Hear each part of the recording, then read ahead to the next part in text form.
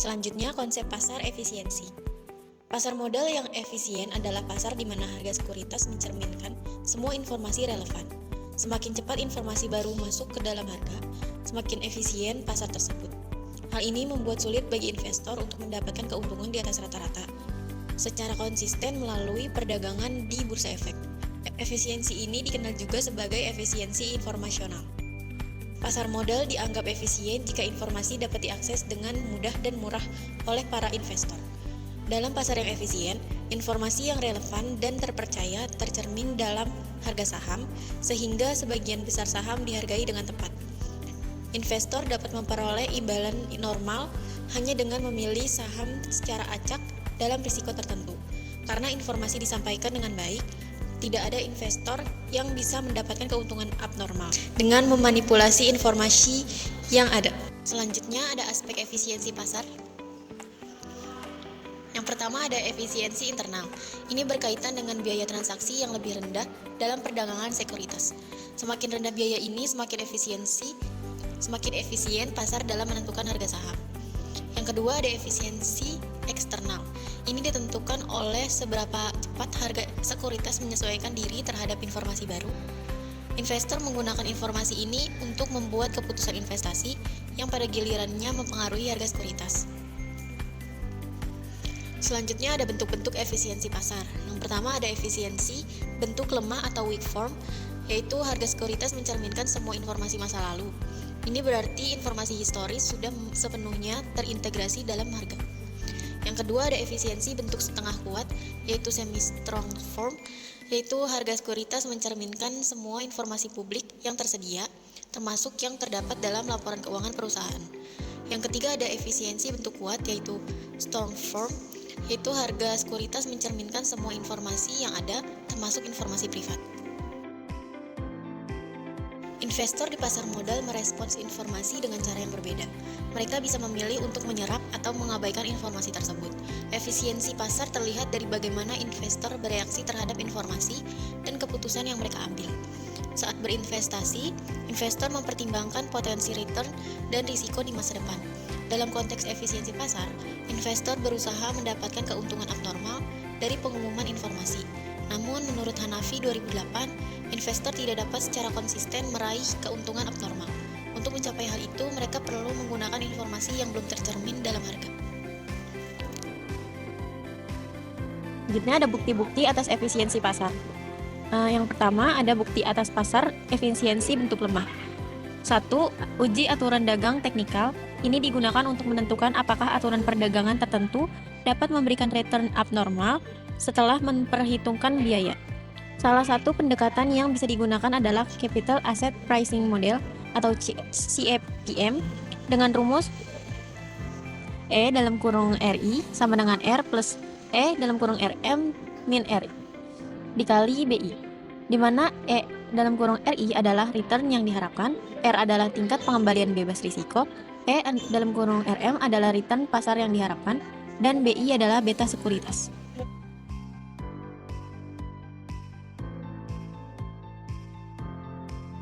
Bukti-bukti atas efisiensi pasar yang kedua yaitu adalah bukti atas pasar efisien bentuk semi kuat.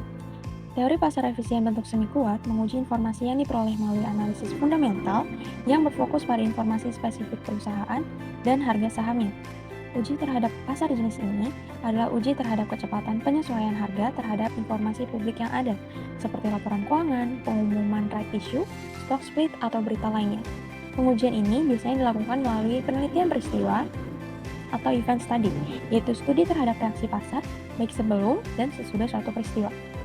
Di sini digunakan rumus abnormal return, yaitu ARIT sama dengan RIT dikurang RM, di mana ARIT menunjukkan abnormal return saham ke I pada waktu T, RIT menunjukkan return saham atau return yang diperoleh saham I pada waktu T, dan RM menunjukkan rata-rata return saham selama periode pengamatan. Dari AR atau abnormal return, dihitung kumulatif abnormal return atau CAR untuk melihat dampak total peristiwa. Randleman et al. Tahun 1982 menggunakan pengukuran ini untuk menganalisis validitas dari teori pasar efisien semi kuat dengan melakukan pengamatan terhadap CAR kepada 10 kelompok saham. Kelompok saham yang ada dibentuk berdasarkan urutan sesuai dengan persamaan berikut, yaitu SUE atau Standardized Unexpected Earnings sama dengan earning per share dikurangi dengan expected earning per share dibagi standar error of estimate. Yang selanjutnya yaitu bukti atas pasar efisien dalam bentuk kuat. Beberapa penelitian menemukan bahwa orang dalam atau insider dapat memperoleh keuntungan secara signifikan atas informasi berharga yang dimiliki. Jika bentuk kuat dari pasar efisien ini benar-benar ada, orang dalam atau insider seharusnya tidak bisa memperoleh abnormal returns dengan menggunakan perdagangan yang ada. Hipotesis pasar efisien atau HPE menyatakan bahwa harga sekuritas di pasar modal telah mencerminkan seluruh informasi yang tersedia. Informasi ini bisa berupa data historis, informasi publik seperti laporan keuangan, bahkan informasi privat. Artinya, harga saham sudah merefleksikan apa yang diketahui oleh investor sehingga sulit untuk mendapatkan keuntungan di atas rata-rata hanya dengan mengandalkan informasi tersebut. Untuk membuktikan apakah pasar benar-benar efisien, dilakukan pengujian dalam 3 bentuk. Bentuk lemah, bentuk setengah kuat, dan bentuk kuat. Pengujian pertama adalah bentuk lemah. Di sini kita menguji apakah harga atau return masa lalu bisa memprediksi return di masa depan. Jika pasar benar-benar efisien, maka pola historis tidak bisa dimanfaatkan untuk memperoleh keuntungan. Pengujiannya dilakukan dengan 2 cara. Menggunakan metode statistik seperti rantes dan kolerasi serial, serta menggunakan teknikal seperti strategi value rule yang menggunakan batas harga tertentu sebagai acuan beli atau jual.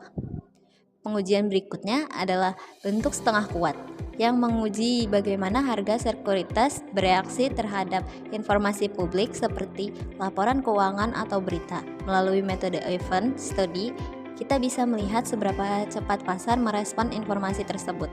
Jika pasar efisien, harga akan menyesuaikan, dan jika tidak ada peluang untuk memperoleh abnormal return. Pengujian yang ketiga adalah pengujian bentuk kuat. Tujuan dari pengujian ini adalah mengetahui apakah investor memiliki informasi privat, yaitu informasi yang belum tercermin dalam harga saham. Karena informasi ini sulit diamati secara langsung, maka pengujian pun dilakukan secara tidak langsung dengan menggunakan proxy seperti return dari corporate insider dan return dari reksadana, karena keduanya dianggap mewakili investor yang memiliki akses ke informasi non-publik. Meskipun teori efisiensi pasar menyatakan bahwa harga sekuritas langsung mencerminkan semua informasi yang tersedia, kenyataannya tidak selalu seperti itu. Investor tidak selalu bertindak rasional, dan pasar pun tidak selalu bereaksi sesuai harapan. Inilah yang disebut sebagai anomali pasar, fenomena yang bertentangan dengan teori efisiensi dan membuka peluang keuntungan tak normal. Bentuk yang pertama yaitu teori prospek.